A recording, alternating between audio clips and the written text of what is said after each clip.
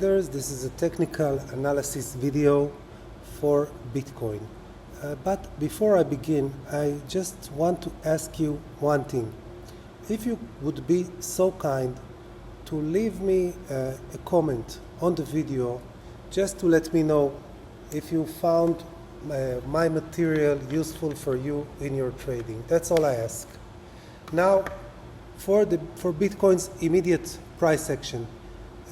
At the moment, not much is going on with Bitcoin. Now,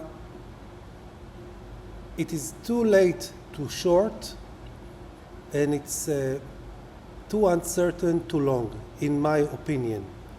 Meaning that we need something to break this stalemate.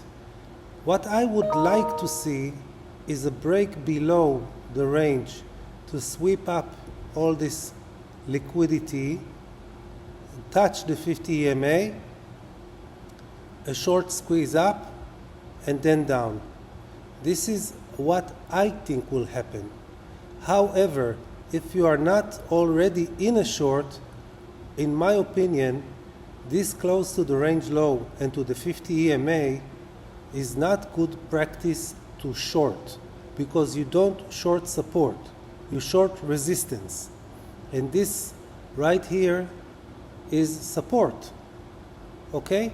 So you either wait for a break below the range low, a touch of the 50-day EMA, and a move up to long, or you should wait for a break below the range low, test of resistance, and then you can short.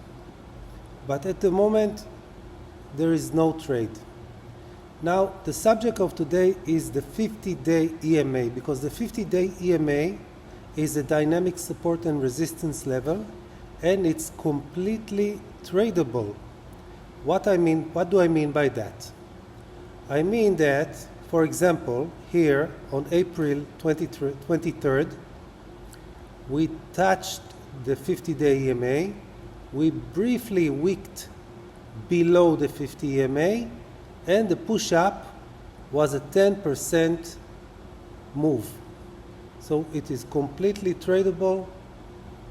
You wait for price to get above the 50-day EMA,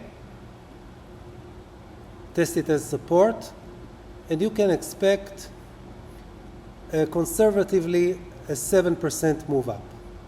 Here it was 10%, here it was 7.5%. Okay? The same goes when the price falls below the EMA. Once you see price gets below the EMA, touch resistance, you can expect a move down. Now, how much will it move down? It depends if it does have a horizontal support level beneath it or not.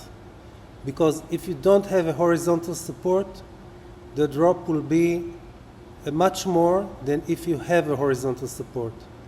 But here you can see a touch, 7.5% move, 6, 8, 9.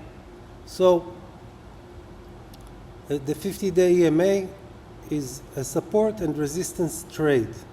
Now, besides support and resistance, you can use the 50-day EMA to calculate reversals. What do I mean by that? Let's say that today Bitcoin breaks below the range low, below the 50-day EMA, tests it as resistance, and it begins to move down. Now, of course, that we will trade this move, but maybe it is more important where should we look for reversals. So if we say conservatively, if we estimate that a drop below the 50-day EMA equals a 7% drop in price, let's take 7% from the current level of the 50-day EMA, and where does it get us? Amazing confluence to the 0.618 fib retracement at 27,280. So this is more or less the target. Now what should we look more? We should look for more confluence. For example, a diagonal trend line. For example, horizontal support at 26,500. For example, a daily demand zone beginning at 26,200 to 26,500. Meaning that already while I am in a short going down, I am looking for a probable resistance, a reversal to take profit and maybe to get into a long.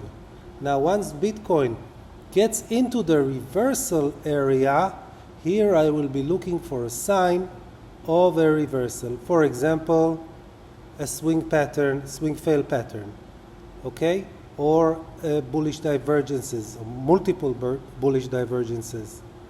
A strong move up, a strong bullish engulfing candle with volume.